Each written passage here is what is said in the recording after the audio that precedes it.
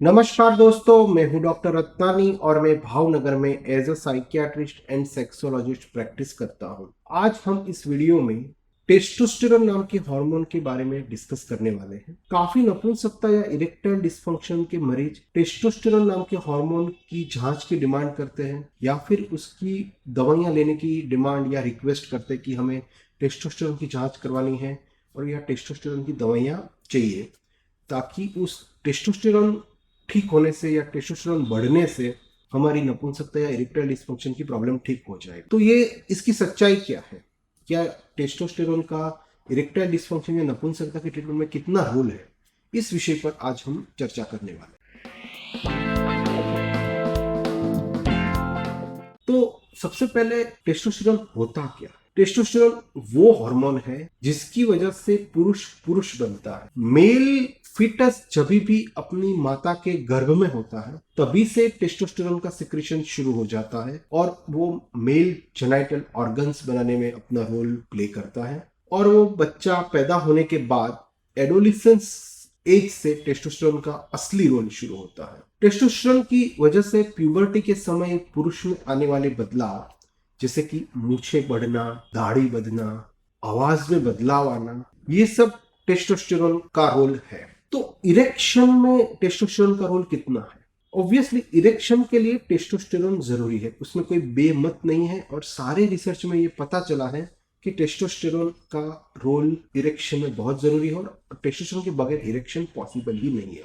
लेकिन टेस्टोस्टेरोन का जो नॉर्मल वैल्यू है दैट इज 300 टू 1200 नैनोग्राम पर डेसीलीटर, 300 से 1200 नैनोग्राम पर डेसीलीटर, ये नॉर्मल वैल्यू होना जरूरी नहीं है। ये नॉर्मल वैल्यू से काफी गुना कम टेस्टोस्टेरोन भी अगर बॉडी में है फिर भी नॉर्मल इरेक्शन हो सकता है और नॉर्मल सेक्सुअल एक्टिविटी हो सकती है। तो as such complete absence of testosterone अगर है तब तो इरेक्शन में दिक्कत आएगी ही आएगी। लेकिन अगर ये नॉर्मल वैल्यू से काफी गुना कम टेस्टोस्टेरोन भी अगर शरीर में है फिर भी इरेक्शन नॉर्मल हो सकता है। दूसरा, टेस्टोस्टेरोन कम होने के और भी साइंस एंड सिम्टम्स या चिन्ह होते हैं, जैसे कि सेक्स की इच्छा कम होना, मूछे या दाढ़ी के बाल कम होना, कमजोरी लगना, बोन डेंसिटी कम होना, ऑस्टियोपोरोसिस के साइंस एंड सिम्टम्स बढ़ना, कॉग्निशन में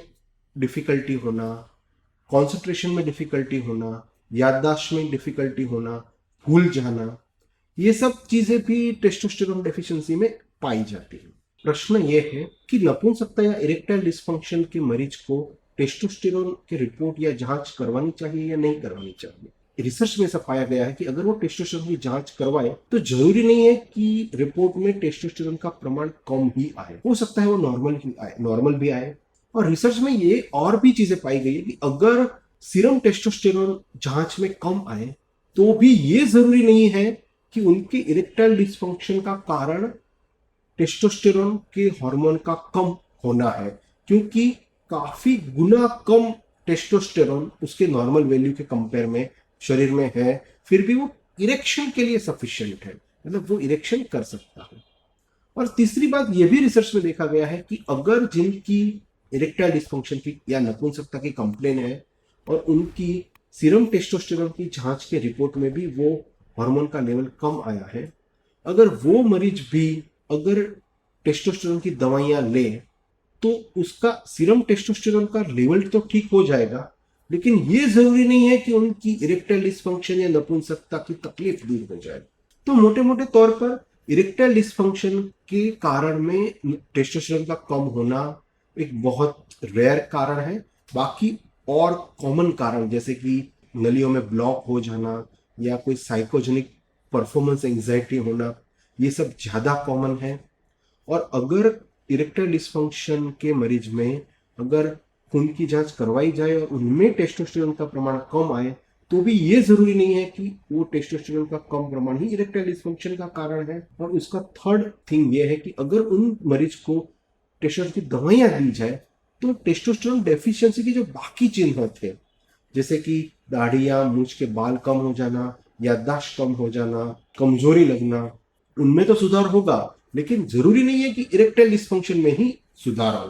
तो मैं इस वीडियो के माध्यम से रेकमेंड करता हूं कि ये डिसीजन आप अपने डॉक्टर के ऊपर छोड़िए। आप बहुत ज्यादा इंसिस्ट मत कीजिए, या फिर एक टेस्टोस्टेरोन हार्मोन के बारे में इतना जो हाइप क्रिएट हो चुका है कि टेस्टोस्टेरोन और सेक्सुअल प्रॉब्लम के कोरिलेशन में, मुझे लगता है कि उसको उतना महत्व देने की जरूरत नहीं है।